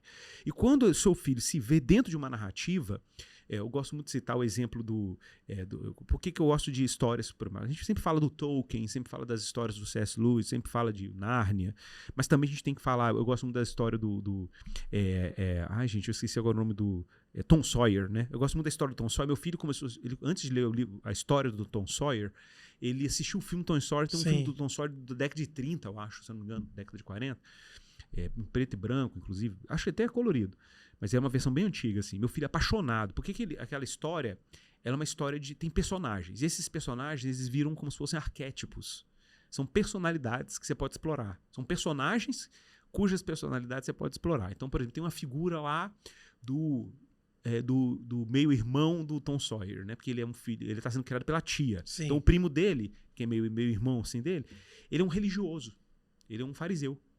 Ele é o campeão da escola dominical da igreja dele. Bonito por fora e por dentro. O campeão da escola dominical, ele responde todas as questões bíblicas na ponta da língua e tal. O Tom Sawyer é um menino que a gente diria o encapetado.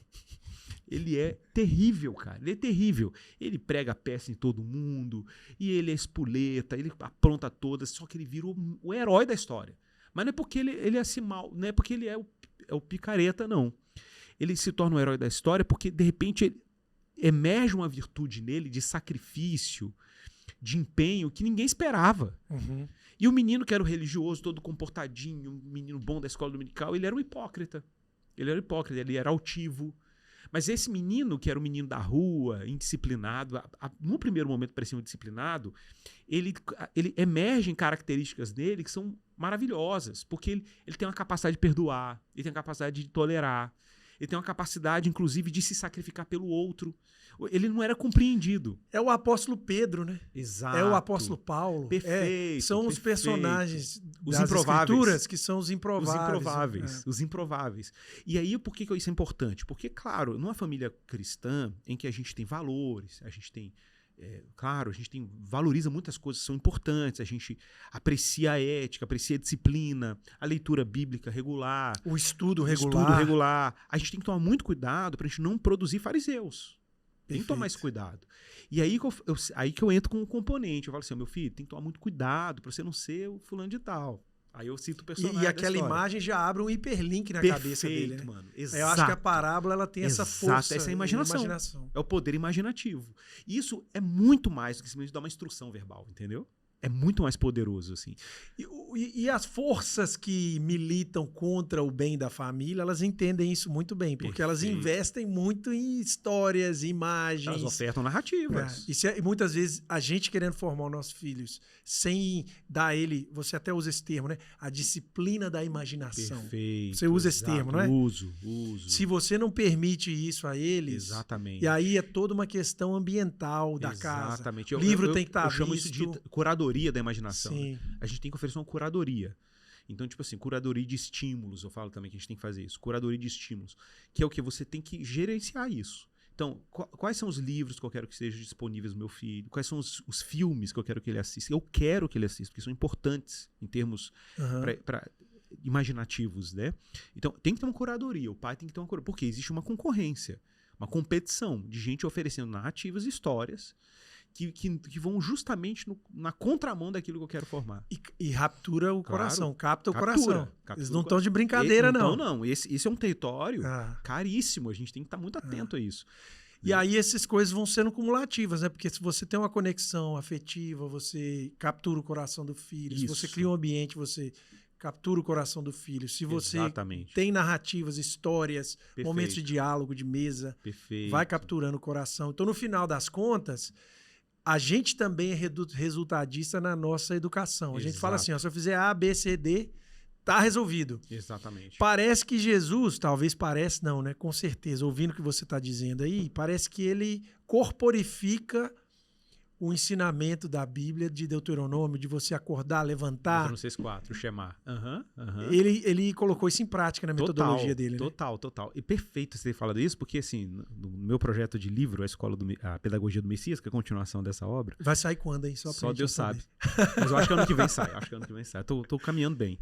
Mas assim, o que é legal é que nessa proposta, que eu discuto esses 7 princípios da pedagogia de Jesus, né? Eu falo exatamente isso. Um dos pressupostos que eu ponho lá é o Shema, né? Que o Shema é o nome que se dá em hebraico para Deuteronômio 6:4. Shema quer dizer escuta, né? Em hebraico. Então os judeus chamam o Shema com esse nome, né?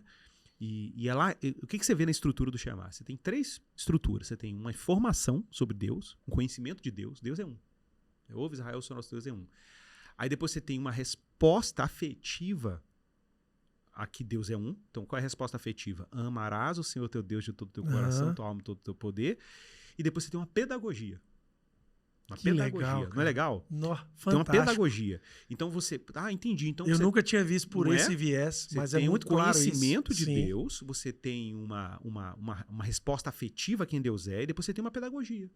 Tipo assim, por que tem uma pedagogia? Porque essa pedagogia está o tempo inteiro trabalhando narrativa, história, deitar ao levantar, andando pelo teu caminho. A vida compartilhada. Em comunidade, na tua casa, né? Andando pelo teu caminho, igual Jesus fazia. Né? Então tudo isso cria o quê? De novo, um ambiente, um contexto de formação, uma pedagogia que vai te conduzir a amar ali. E aí você... Então, entendi. Então Deus é um, mas eu só fico com a informação? Não, você não pode ficar só com a informação. Deus é um, tem implicações. Você tem que responder a isso.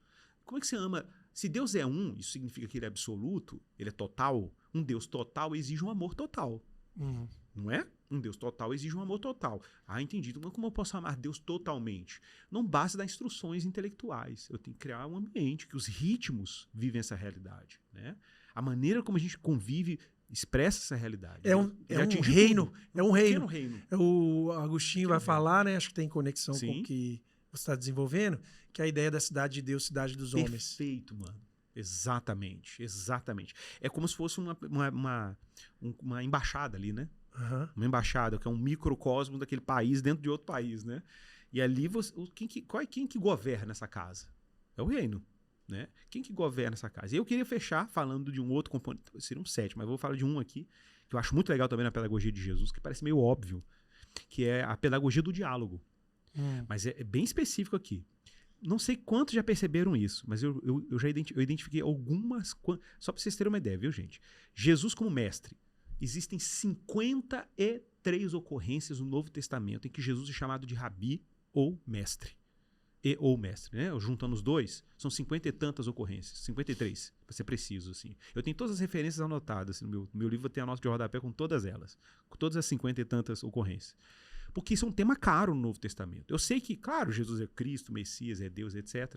Mas não é interessante pensar que Deus decidiu se apresentar ao mundo em um mestre, em um professor? Cara, isso é muito emblemático. Isso para mim é muito emblemático. Isso é muito significativo. Tá? E ele tinha como arte, na sua pedagogia, a arte da pergunta, cara. A gente não percebe isso, mas Jesus, em vários momentos, ele começa conversas pedagógicas, instrucionais, com perguntas. E às vezes ele vai além. Ele responde perguntas com outras perguntas. Né? Quem é o maior? Jesus, qual é o maior dos mandamentos? Aí Jesus vai perguntar assim, mas o que você... O que diz a lei? Ele devolve uma pergunta, né? Uma vez perguntaram e falaram que... Sabe que isso é um costume judaico, né? Aí uma vez perguntaram a um rabino assim, por que um judeu responde uma pergunta sempre com outra pergunta? E o rabino respondeu, quem foi que te falou isso? Então, assim... né? Então, é porque... Né? A arte da pergunta está lá na pedagogia de Jesus. E ele faz isso o tempo inteiro. Paulo faz isso o tempo inteiro. E trabalha com pressupostos, né? Pressupostos. E eu sempre costumo dizer para professores... Você lembra de uma... Desculpa eu interromper, claro. Mas eu veio à mente aqui.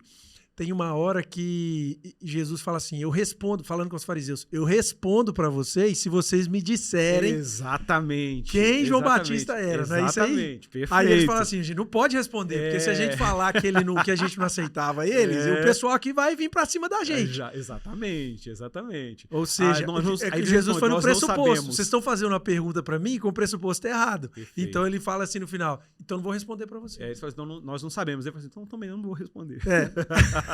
Não é? Não é? Mas é porque ele tinha esse poder, essa capacidade do uso da pergunta. Mas por quê? A pergunta ela tem uma capacidade muito forte. Isso tem até estudos. Assim, eu tenho um livro lá em casa muito legal de um autor, não vou entrar em detalhes, mas um autor israelense ele é da psicologia, que ele tem um capítulo, ele só fala sobre perguntas. Ele fala assim, os efeitos cognitivos da pergunta. Uhum. Mas ele fala que onde que os efeitos cognitivos acontecem? Ele fala assim, é o tipo de pronome interrogativo que você usa, ele muda o efeito cognitivo. Então, por exemplo, a gente é muito viciado em fazer perguntas do o quê? Porque isso exige uma resposta mais objetiva. Mas ele fala, mas mude os pronomes. Então, por exemplo, quando você usa o pronome quando, aí você coloca o sujeito numa tensão temporal. Sim. Temporal, ele tem que se localizar no tempo. Quando você fala como, você introduz uma questão processual. Ele tem que falar tem que descrever processos. Quando você fala, por exemplo, onde, é topográfico, então é espaço. Ele tem que se localizar no espaço. Então ele fala, cada pronome interrogativo desencadeia processos intelectuais e cognitivos específicos. Sim. E Jesus tinha essa arte da pergunta. Porque a pergunta cria um conflito cognitivo. Você tem que testar suas certezas, né? Tem que testar suas convicções. Você tem que testar. Poxa, ele me fez essa pergunta, mas espera aí. Isso cria um conflito. Mas isso é fundamental para qualquer processo de aprendizagem. Então, eu costumo dizer que a gente está muito acostumado a ouvir os filhos fazendo muitas perguntas. Mas a gente também tem que começar a fazer perguntas aos filhos. Perfeito. Tá entendendo? A gente fica, pai, por que isso? Por que aquilo? Não, peraí. Devolve a pergunta. Porque isso cria um canal de diálogo, de conflito, testar hipóteses, testar convicções.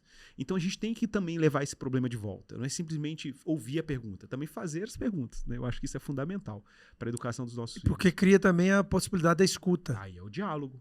É a pedagogia do diálogo que Jesus tinha. Que era típico, né? Claro, no mundo grego tinha isso também. A dialética, né? Que o pessoal chama de dialética helênica. Também tinha. Mas é porque em Jesus é diferente. A dialética de Aristóteles tem uma pegadinha ali, né? Assim, da digressão. É o que no inglês o pessoal fala got you, né? Tipo assim, peguei você. Exatamente. E Jesus, talvez, o ponto dele não seja tão socrático nesse sentido. É outra coisa. Outra coisa. Muito bom, mano. Mas essa conversa ela é tão boa, eu acho que ela tem outros desdobramentos. Eu desejo que a gente tenha outras oportunidades, mas eu queria terminar com um direcionamento que eu quero ouvir de você, que é o seguinte.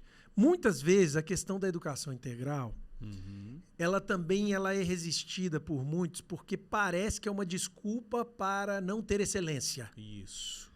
Então, aqui, caminhando para o final, a gente criticou o resultadismo, mas numa perspectiva de formação de valor, de uma formação de ser humano que se espelha às virtudes divinas, como eu equilibro a excelência, um resultado pleno com a formação humana? Perfeito, muito bem. Vamos lá. Não existe, a gente fez uma crítica aqui, à idolatria do conhecimento. Perfeito. Né? Mas não existe sabedoria sem conhecimento. Então o conhecimento ele tem que estar a serviço da sabedoria. O que não pode acontecer é o conhecimento em si mesmo. Ele tem que estar prestando um serviço. Ele tem que estar municiando o sujeito que está buscando uma vida sábia, uma vida virtuosa, com sentido. Eu gosto muito de uma figura, você falou de Agostinho, né? Tem uma figura, uma pintura de um artista plástico francês, Philippe, eu esqueci o sobrenome dele, que ele desenha Agostinho segurando um coração. Em chamas? Né? Em chamas. Ah, aquela pintura linda. E uma luz aqui, escrito Veritas, acho que é Veritas aqui em cima, né? E é bem interessante porque mostra iluminação racional e um coração aquecido, né? E essa imagem é muito interessante porque é justamente essa coisa assim, de que o conhecimento ele está sendo iluminado, mas o conhecimento está a serviço de um coração sábio, sabe? De um coração aquecido ali, né?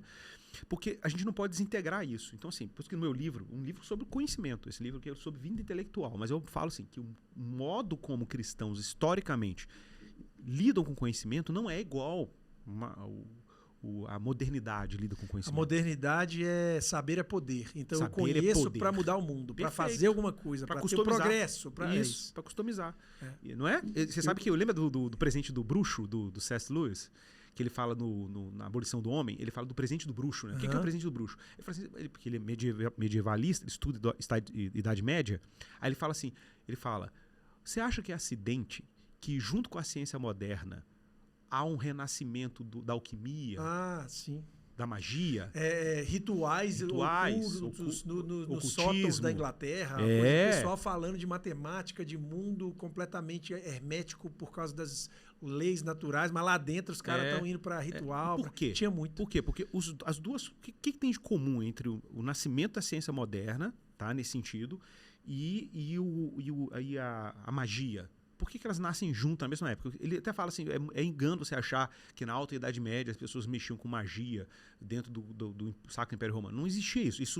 Isso nasce junto com o Renascimento, junto com a ciência moderna. E por quê? Porque os dois têm a mesma pretensão, que é controle. Manipular o mundo. É isso aí. Não é? Um por forças ocultas, o outro por por ciências exatas, ou por ciências ocultas, outro por ciências exatas, né? Mas aí tá, isso é uma outra faceta. Agora, qual que é a ironia? A ironia é que grande parte da ciência moderna, grande parte dela, teve uma ativa participação cristã. Para ser mais específico, protestante. Isso é história. É só ler os livros e você vai saber disso. É claro que a história moderna tenta ocultar isso, mas está lá. A participação protestante está lá. Aí você falou, então, você não falou agora do controle? Então, as razões por que cristãos faziam ciência eram muito diferentes de não cristãos. Os cristãos faziam ciência porque eles entendiam que a criação de Deus, eles chamavam do segundo livro de Deus. A primeira era a Bíblia.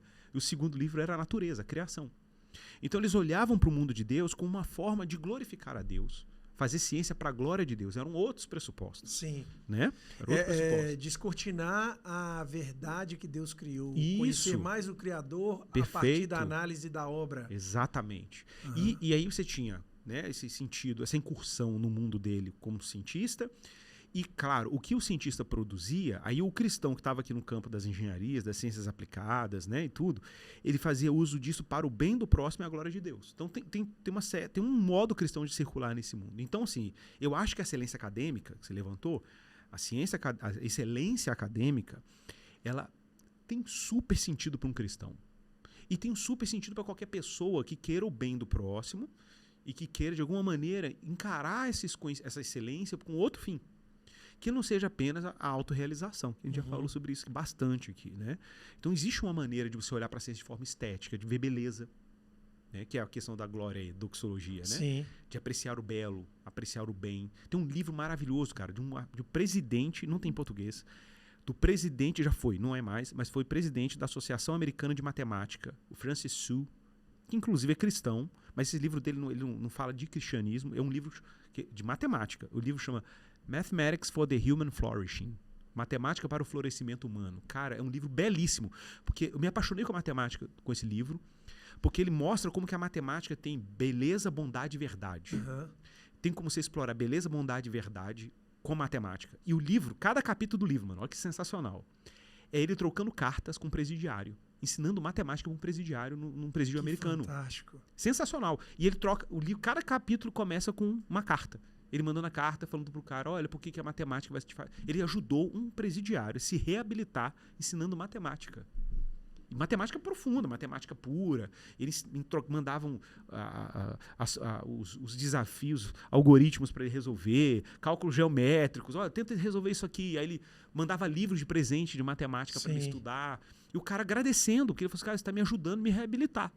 E aí tem uma foto, no final do livro, mostra a foto dos dois lá no presídio. O Francis Su, que foi presidente da Associação Americana de Matemática, com o presidiário. Então, olha só, olha quantas possibilidades nós temos de transformar a relação com a excelência acadêmica para uma direção mais sábia, mais sapiencial. Sim. Tá entendendo? E eu vejo assim, sabe, às vezes conversando com muitos pais, a gente produz esse tipo de provocação, que é, o que veio primeiro, a escola ou a família? Isso. A escola, na melhor versão, é uma extensão da família. Uhum. São famílias que se organizaram e falaram assim, vamos criar um sistema aqui, um ecossistema de aprendizado que reflete valores, que tem a capacidade de refletir esse ambiente familiar para a gente reproduzir os valores que a gente quer. E aí você estava falando das instituições que têm que ser preservadas como... incubadoras de virtudes. A escola, como iniciativa de famílias, ela tem que ser preservada. Isso. E na verdade, aqui você falou o ponto certo aí, viu? Escolas como associação de famílias. Como associação de famílias. Isso, então, perfeito. assim, eu falo isso muito para os pais. Quando você escolhe uma escola, você está olhando para a extensão da sua casa. É isso mesmo. Você não vai achar um espaço que é só conteúdo numa escola, não. Perfeito. Você vai encontrar um espaço que tem os valores e os objetivos. Isso. E olha só, não é um prestador de serviços educacionais. Às vezes nas apresentações de resultados lá da escola, para os pais, a gente fala assim, ó, aqui está o fulano de tal, aluno excepcional, conseguiu passar em Yale com bolsa de R$470 mil por ano e tal.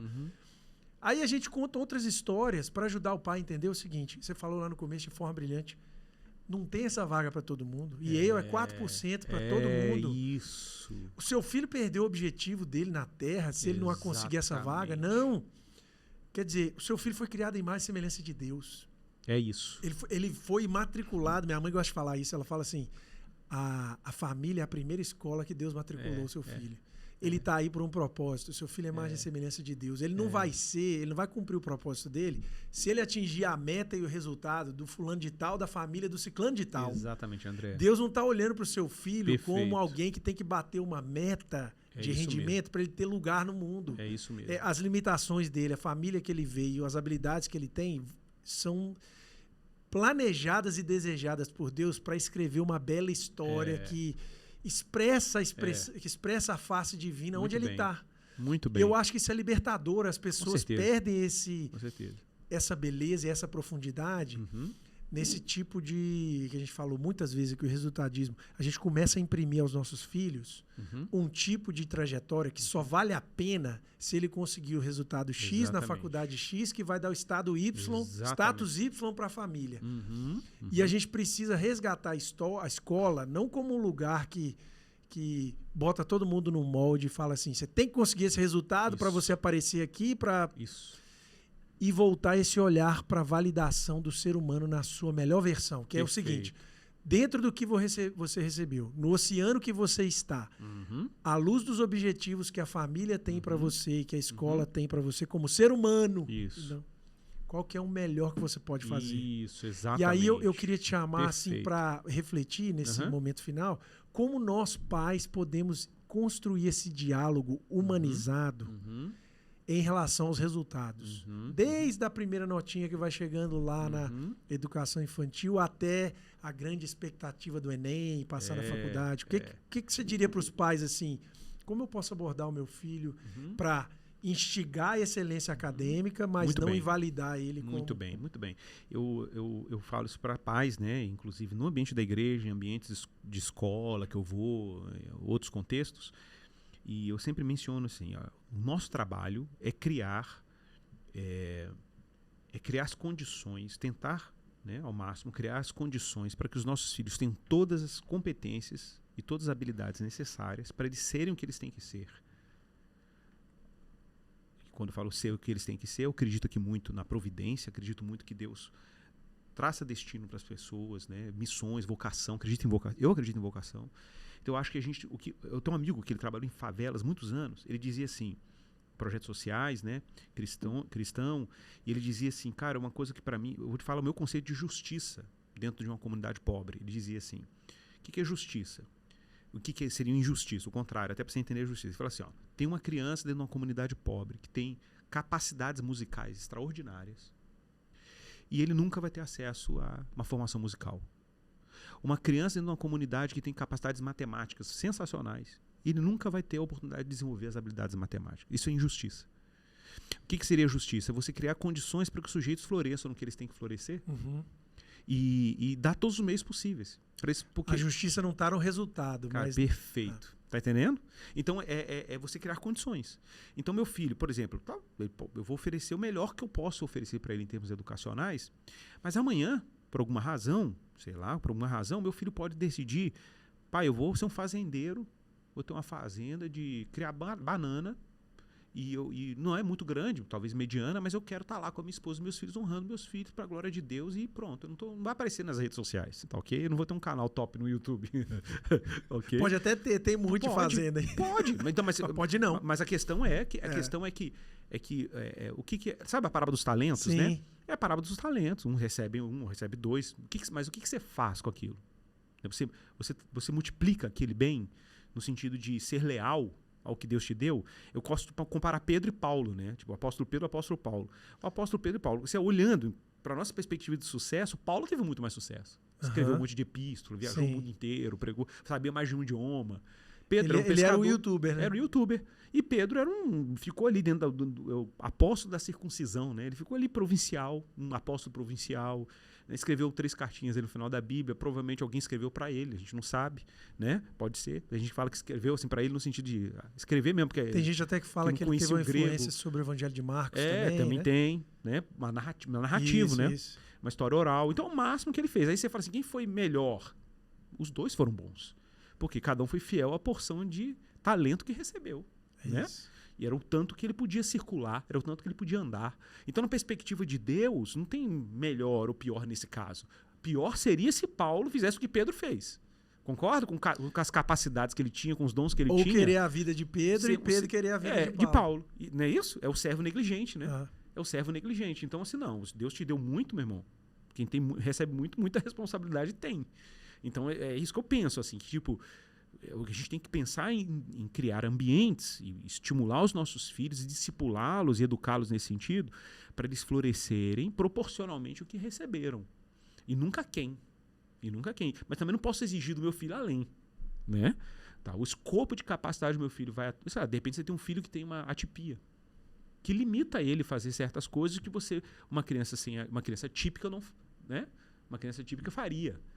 Então você tem que respeitar essa estrutura. Não, meu filho é atípico, vou criar todas as condições para ele se desenvolver com a atipia dele até Aí você sabe que vai ter um limite. E esse limite tem que ser compreendido. Ele não é menos digno, ele não é menos humano porque tem uma atipia. Mas a nossa cultura vai dizer que sim. Sim. Porque a nossa cultura vai dizer, por exemplo, que uma pessoa numa cama com uma doença grave, autoimune, que só fica na cama, o que essa pessoa é para a nossa cultura? Para a nossa cultura, ela não é ninguém. Absolutamente ninguém, porque ela não é produtiva. Tá entendendo? Ela não é produtiva, ela não é top. Mas para a gente que é cristão, é a imagem de Deus. Ela é portadora da imagem de Deus. Ela está ali, mas tem um monte de gente servindo ela e que está aprendendo um monte de virtude. Com ela. Com a sua atipia, com a sua limitação física. Não é verdade? É verdade. O pai idoso está dando uma aula para a gente todo dia quando a gente está cuidando de um pai idoso. Está ensinando a gente a ter virtude, se sacrificar, olhar para o outro, ver dignidade, quebrando nossa rotina. Você tem uma rotina toda programadinha com um pai doente. Tem que ficar no hospital com um pai doente ali, acompanhando tal. Eu estou vendo isso agora, por isso que eu estou falando isso.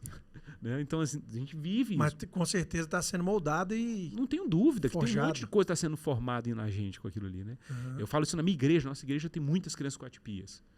Eu fiz um texto sobre a teologia da atipia lá na igreja. E eu falo, por que Deus coloca indivíduos com essas necessidades específicas na igreja local?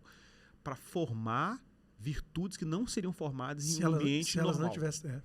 Todo mundo fosse típico. O Howells fala disso também sobre crianças no templo. Ele fala assim, elas estão lá para interromper mesmo. Isso. Para lembrar você que no mundo você é igual ela. Perfeito. Que você, Perfeito. Vamos dizer assim, na grande Assembleia de Deus, você é uma criança lá fazendo barulho e está incomodando.